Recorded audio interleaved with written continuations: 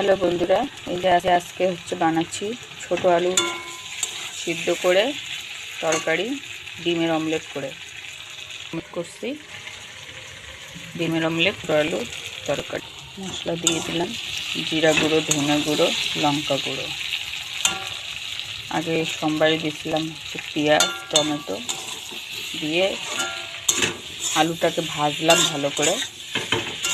সেদ্ধ আলু তো, সেদ্ধ করার পর আলুটা একটু শক্ত শক্ত হয়ে যায়। অনেকক্ষণ ভাজলাম, এখন আলুটা নরম হয়ে গেছে, ভাজা হয়ে গেছে। ঝোল দিয়ে দিলাম।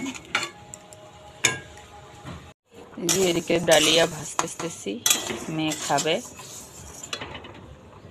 এদিকে যে তরকারি হয়ে গেছে, ডালিয়া ভাজা হয়ে গেছে। একটা ঝোলটা ফুটে